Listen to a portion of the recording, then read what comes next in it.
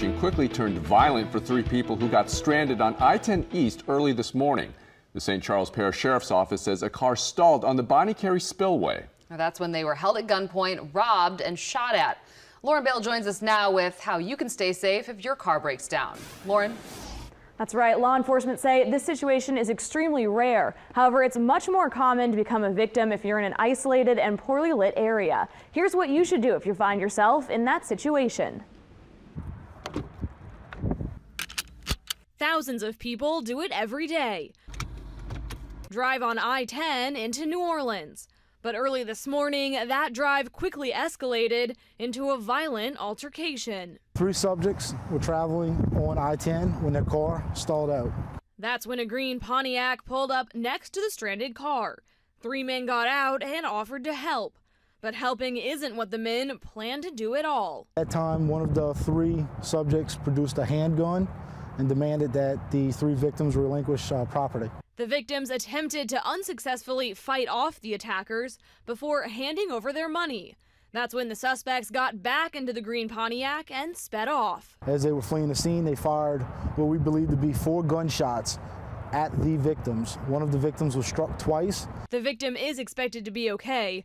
While Corporal Grimaldi says an incident like this is extremely rare, it's better to be safe than sorry. The St. Charles Sheriff's Department says if your car stalls, the first thing you should do is call the police. We get these calls all the time. We'll come out and assist stranded motorists, whether it's changing a tire or just waiting with them until a tow truck gets there. Whatever the reason may be, we don't mind doing it. Law enforcement say whether you're in a stalled car or walking home at night, it's all about being aware. Pay attention to your surroundings and keep your guard up. It's sad that you have to do that, but obviously your safety is #1, key priority. The St. Charles Sheriff's Office is still on the lookout for that green Pontiac sedan involved in the robbery and shooting. They ask if you contact them if you have any information on this case.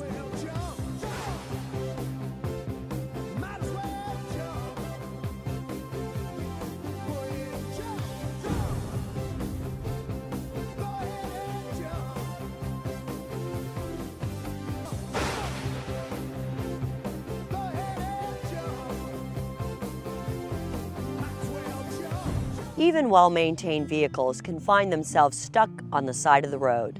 Surroundings, traffic patterns, and vehicle hazards can all be very dangerous for stranded motorists. And while it's impossible to establish rigid rules for all conditions, these basic tips can help the next time your car breaks down. If your vehicle has an issue, exit on the far right shoulder. If you get out of your vehicle, proceed carefully and watch for oncoming traffic. Never stand behind or directly in front of your vehicle. Don't risk injury by attempting to push it to a safe location. Make sure your vehicle is visible to other motorists. Turn on the emergency flashers, raise the hood, and place flares or warning triangles to direct oncoming traffic away from the vehicle. Notice where you are in relation to major exit or cross streets. You need this information when calling assistance. Once you're in a safe location, use a cell phone to immediately notify others of your vehicle breakdown. Describe the problem as thoroughly as possible. Tell the responder your phone number, the exact location, the vehicle description, and the license plate number. Finally, determine how long you have to wait. Your service provider should be able to give you an estimated time of arrival. Safety experts agree that under most circumstances, it is safest to remain in your vehicle. With these tips, the next time your vehicle breaks down, you'll know how to stay safe until help arrives.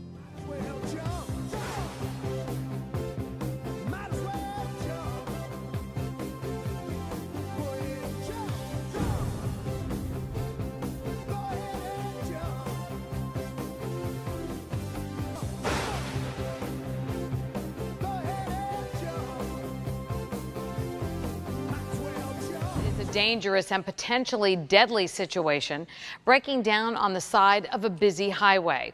Well, this month alone, 2 people from our viewing area died after oncoming cars hit them. So what should you do in this situation?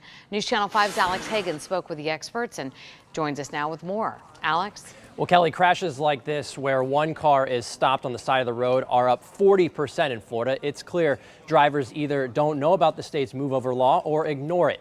If you're ever in this situation, stay in your car. That just might save your life. Thank you for calling Coffee. Another busy day for dispatch. What is wrong with the Ford F? And tow truck drivers at Coff's transportation system. You never know what the next call is going to be. And therein lies the concern. Don't pay attention. More fatalities on an annual basis than police. Jeff Russell says tow truck drivers are always in danger being on the side of the road. His workers always keep their head on a swivel. But he's even more concerned for those regular drivers. They don't have all of those other pieces of equipment and warning devices that are on the side of the road. Just last week, a Belglade woman was struck and killed tending to a flat tire on the side of the road. In Volusia County, a Port St. Lucie man was helping others after a crash. He was struck and killed. Try to pull over to as far off the roadway as possible, so if you do have to work on your car, you're off the roadway. Sergeant Mark Wysocki with FHP says, if possible, always stay in your car and call for assistance if you can. But he also has a message for drivers. Common courtesy.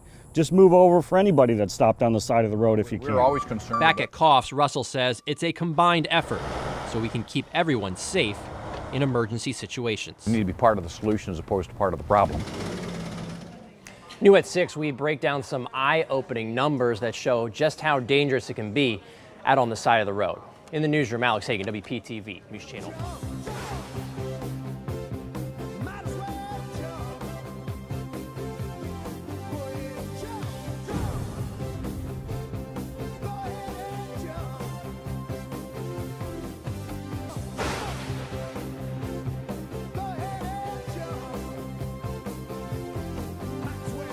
Well, this is no fun. I'm on my way home from class in Pierre, South Dakota. Pierre, as they say around here.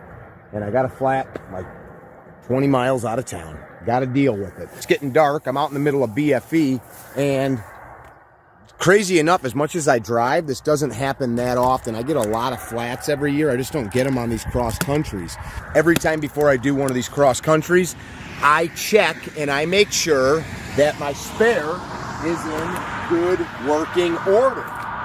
Something else, it's dangerous as heck on the side of the road. It helps a little bit. Of course, I got the hazards on.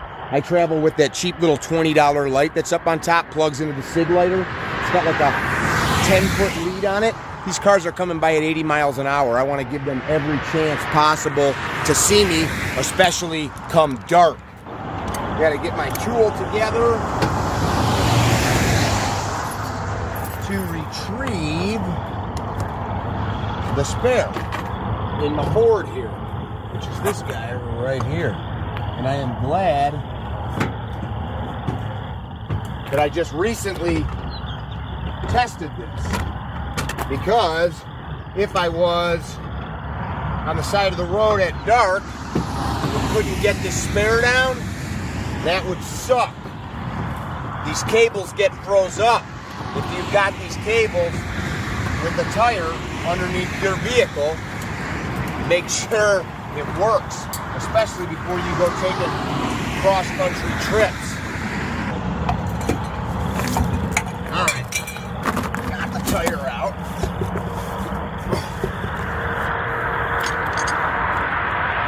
I'll go up, jack the truck up. Got the e-brake on. Not a bad spot to be, though. Check it out. I'll bring you guys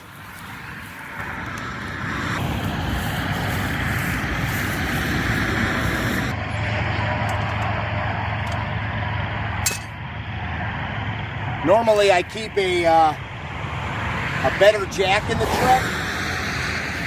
This trip, due to how much stuff I needed to have in the truck, I decided if I get a flat, I'll make do with the factory jack, and took my small floor jack out, which doesn't do anything other than save time.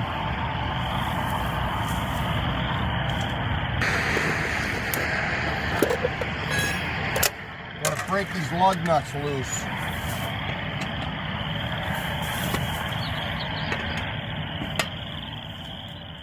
Because once you get it off the ground, you don't have the friction of the earth with these front wheels. Stop the wheel from turning. Unless it's a front wheel drive car. that's another story.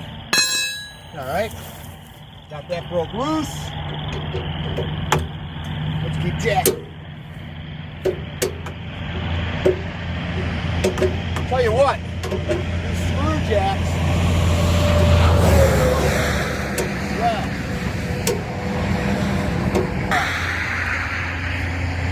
a couple more cranks.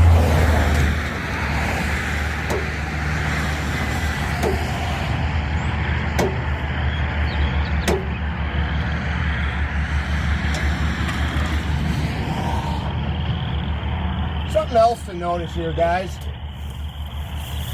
If you haven't noticed, I keep looking back. I got to be aware of what's happening, and so should you. I'm not just doing this for show, like I said. So I'll show you that anchor point. See the arrow? See the jack? That's on the frame. It's not on something like this running board. You can go off of the suspension if you're a mechanic or have some mechanical skills. See, things like this, that would crush if I tried to pick the vehicle up from there. See the arrow? All right, let's get back to it.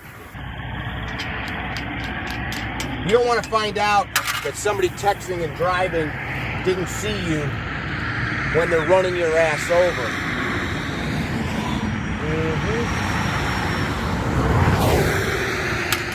I'm a pretty big fan of being prepared for stuff. I have a headlamp in here. I've got that light on the roof. I've got a couple different light sources in case there's an issue.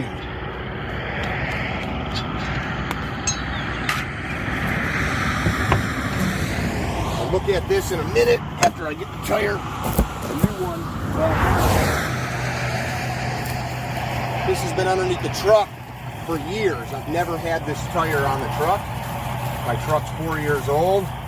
We want to get that dirt off of there because I want to make sure that these nuts get a good seal. All that road dirt. Clean each one of those out. Not all the same, but what you will notice, that's tapered. That taper fits in to a tapered recess and it matches on the rim. So I got a nice aluminum rim. My spare is just a cheaper steel rim. That's okay, it's still got those tapers. Pick this sucker up.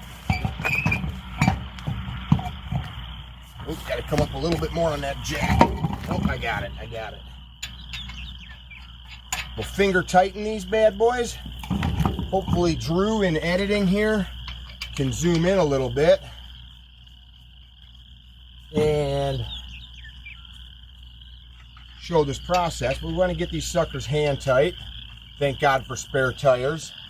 I've got 680-ish miles to go, so I will be stopping to get this spare fixed somewhere. And I've got other plugs in these tires, professional plugs from inside the tire, not a just regular old rubber plug that you stuff through from the outside. Those work in a pinch, but they're definitely not ideal. Not ideal. How do you tighten lug nuts? You tighten them in a pattern. So I'll skip that one, I'm gonna come to here. And I'm not going super tight. I want to get them snugged up. I'm going to come to here now. In a minute, I am going to let some weight off the jack so that I get some more friction here. So now I'm going to skip, come to here. I'm going to skip, come to here. See what I'm doing? I'm going to skip because this is an equal pattern. 6, you got to kind of jump. I'm going all the way around. I've got them good and snug, just a little bit to get some friction on there. That's it. That's it. Start back at here. Good crank. Skip. Good crank, skip, good crank. Now, because it's even, remember I started there, I gotta jump one. Good crank.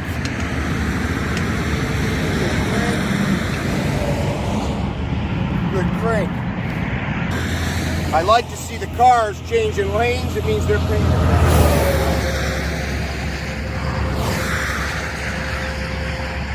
All right, we're good.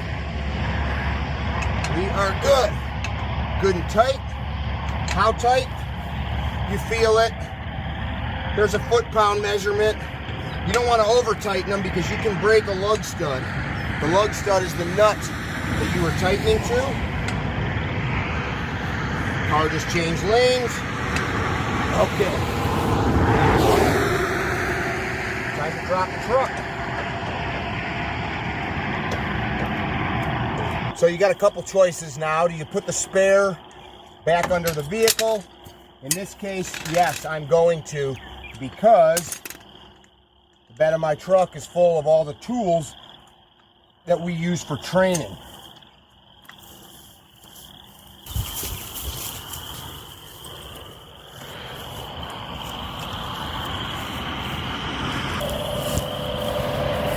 Look at that sunset though, huh? Not too shabby. It doesn't matter because I'm not gonna mess with it. I checked the tire. I think this is the problem. Another old plug. I'm guessing that plug came loose. I don't see anything. I don't see anything else on the tire. Yep, I hear it squeaking and squirting. That plug came through.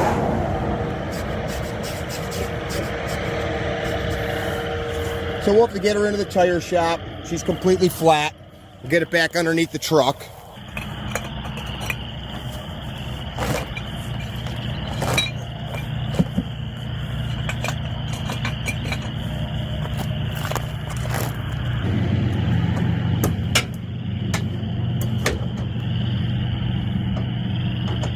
Some of the hazards of traveling the open road.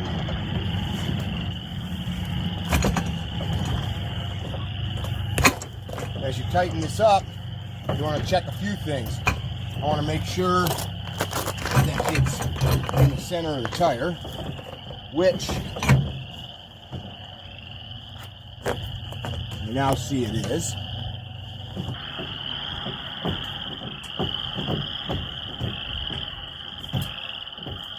All right, so being the first time that I use this setup on this pickup, kind of got to guide her back to flat. Once you get it tightened enough, I feel that it kind of lets loose and doesn't tighten anymore. Yep, this feels good and tight. Give it one or two more, just for good measure.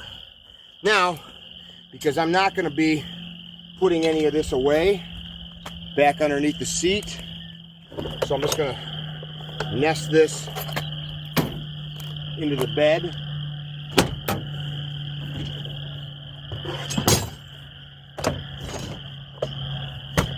With all my other gear. Well, so there's the sunset. We got the tire back on. I'm feeling good about life. You see our flashing light up there. Guys, have the tools that you need for self-rescue. Yeah, it's not a big deal. It's a flat tire. I'm not making a big deal out of it. I've had 50 of them in my life. This wasn't set up. I'm in the middle of nowhere in South Dakota. You might say, well, there's cars everywhere. I've been here 20 minutes. Nobody stopped to see how I'm doing. Could I flag somebody down? Sure. I have no idea who they are. Have the tools, understand how to use the tools, understand something as simple as changing a tire.